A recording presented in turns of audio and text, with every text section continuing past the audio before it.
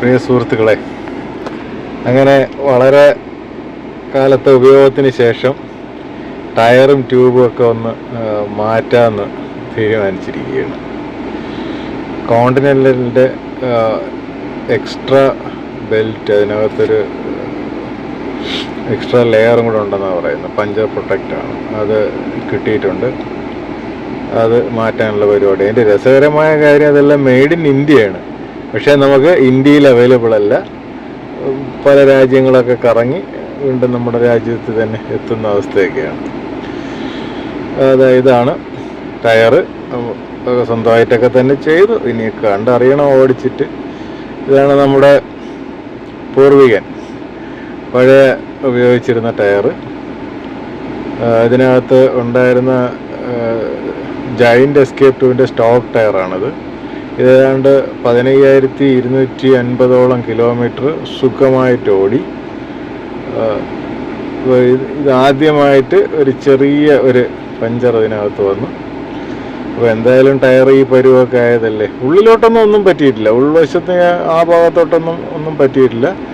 ശരിക്കും ഒരു rubber layer ഈ നൈലോൺ ലെയറിൻ്റെ ത്രെഡ് ലെയറിൻ്റെ മുകളിലായിട്ട് ഒരു ലെയറായിട്ട് ഇങ്ങനെ മാറി നിൽക്കുന്നതായിട്ടാണ് കാണുന്നത്.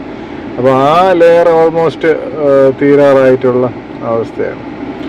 അപ്പോൾ ഇനി റൈഡിങ്ങിലൊന്നും വഴിയിൽ വെച്ചൊന്നും പണി തരണ്ടെന്ന് പറഞ്ഞിട്ട് അങ്ങനെ അങ്ങ് മാറ്റി.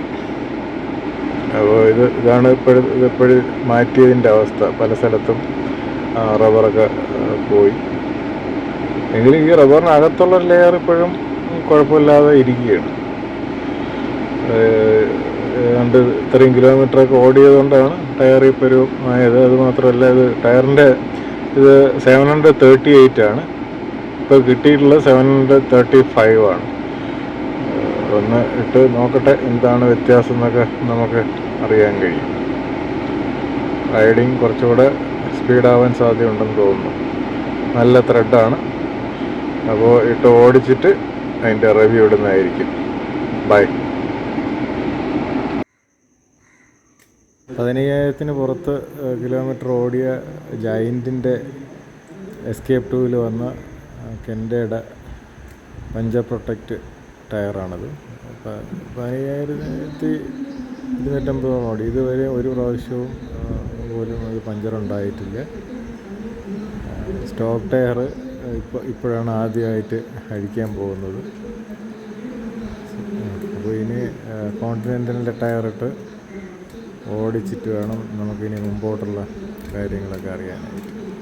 ടയർ ഇവിടെ ലഭിക്കുന്നില്ല എന്നുള്ളത് ഇന്ത്യയിൽ വലിയൊരു പ്രശ്നമാണ്, ഒന്നാമത്തെ കാര്യം. 2, ടയർ എങ്ങനെ മെയിൻറ്റെയിൻ ചെയ്യണമെന്ന് ആരും പറഞ്ഞു തരാറില്ല. നമ്മളൊരു ടയർ നമ്മുടെ കാറിലൊക്കെ ചെയ്യുന്ന കണക്ക് ഫ്രണ്ട് എടുത്ത് ബാക്കിലോട്ടൊക്കെ ഇടുന്ന കാര്യങ്ങൾ യഥാർത്ഥത്തിൽ ചെയ്യേണ്ടതാണ് ഇടയ്ക്കിടയ്ക്ക്. അപ്പോൾ സ്വാഭാവികമായും നമുക്ക് ടയറിന് കുറച്ചുകൂടെ ലൈഫ് കിട്ടും, ബാക്കിലെ ടയറിന് ഫ്രണ്ടിലോട്ട് ഇട്ടുകൊണ്ട്. ഓക്കെ.